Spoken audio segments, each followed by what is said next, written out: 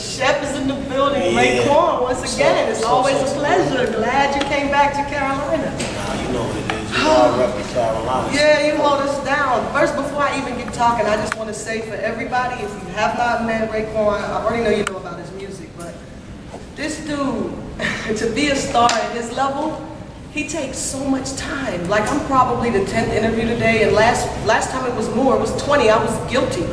I felt guilty, like, you sure you want to do this? Because so many people kept, but you take time. A star of your caliber normally doesn't take that much time with the people, so enough respect on that for sure. That's what's up. Thank you, thank you.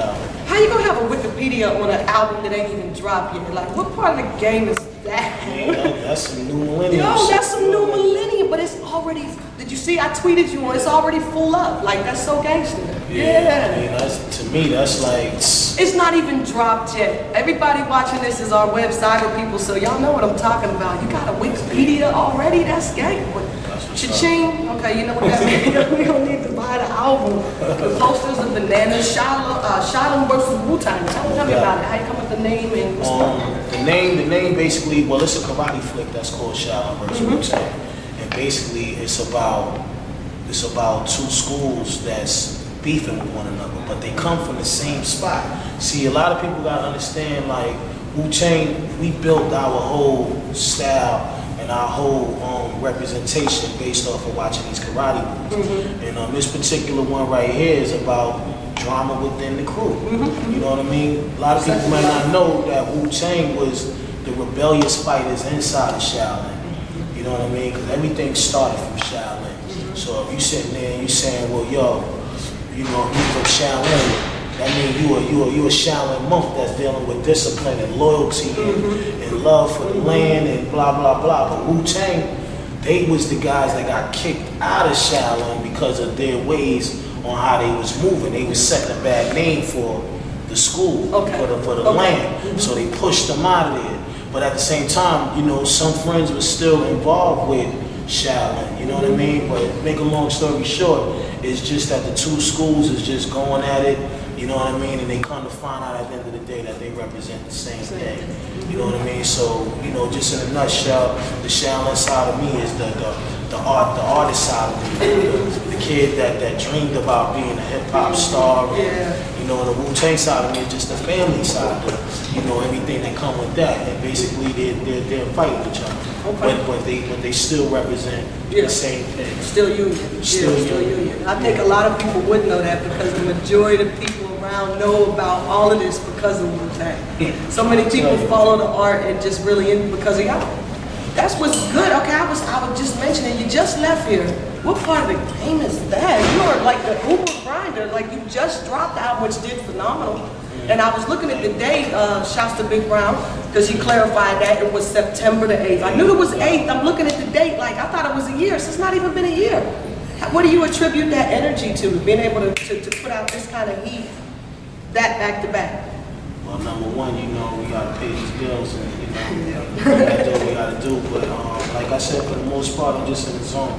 Sometimes as an artist, you feel like, you know, you're getting your best streaks going on right now. And I think for the last 2.5 years of my career, I've been really stepping up to the plate and really just being a great businessman and a great artist at the same time. And I think that that's important for a cat that's been in the game such as long as I've been in. Like, I've been in business for 17 years, so you know, I gotta stay on top of my job and do what I gotta do to feed my family. So it's just me just going out there and taking it. It's like a sport and like a job at the same time.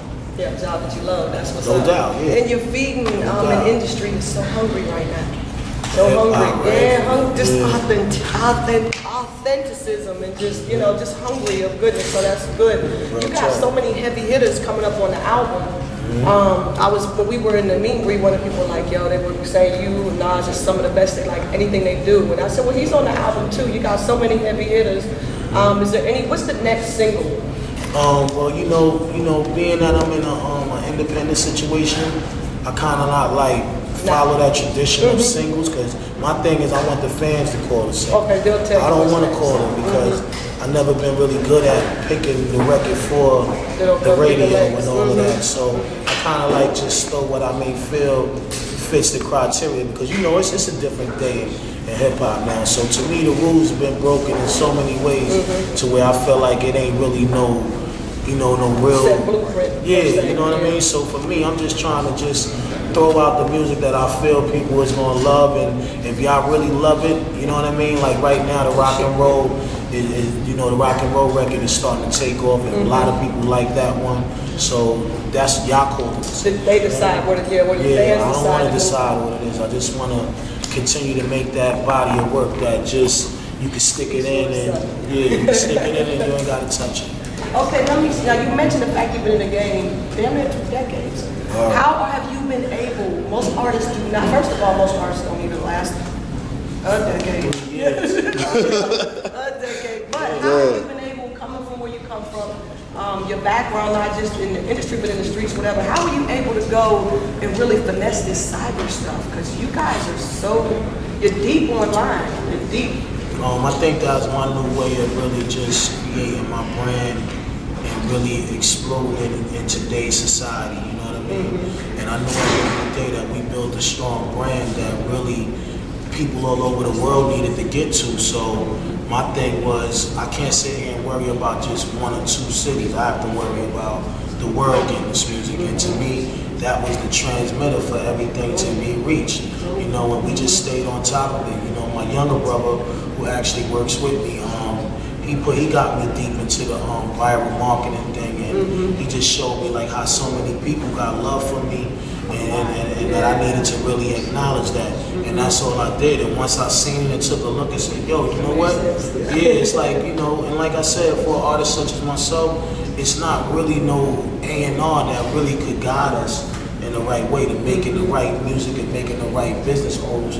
So I felt like I grew up enough to know how to handle this. But I knew that particular weapon right there for me would help in a great way. It's like having your own personal label. So I look at the fans as being my label. You know what I mean? As it should be, as it should be. How are you able to stay humble? How are you able to stay so humble?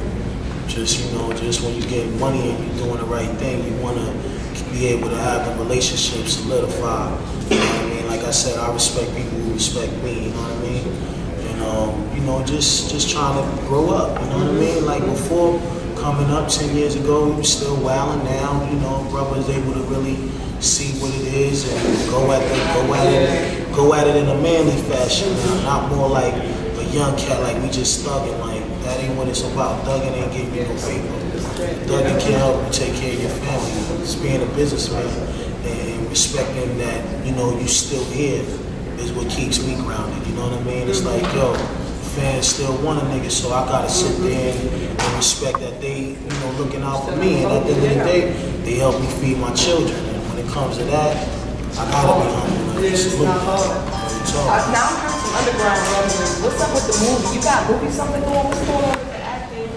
I don't know. I've just been seeing a couple things. It hasn't been verified, but I think because we ain't really throw it all the way out there yet, but it is starting to merge up right now.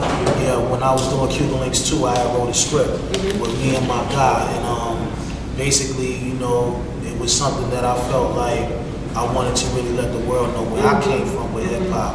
And, you know what I mean? And it's just basically a movie. It's not a big drug dealer movie. Guns going off, crazy heroes. It ain't that. It's more of a movie that you could take your lady or you could take, family, and really just get an opportunity to go into my world on how I fell in love with hip hop and the people that I was around. Growing up in the neighborhood, 90% of the homeboys you around don't got no father figure, and we look for the streets for all the answers. There was a lot of things that we was going through, but hip hop was always in our corner. You see what I'm saying? And like I said, before I became an artist, I was a hip hop fan. Like I am today still. That shit guided me, taught me how to walk, you know what I mean? Certain things, and we went through a lot of things as well too. So the movie is just like the opus of my life, you know what I mean? Well, it's definitely timely. I love that you said that, because to me, I feel like you can't be an artist if you're not a fan first. How could you do what you do if you don't appreciate those who did it before you and motivated you to love that art? That's right. So that's what's up. That's right.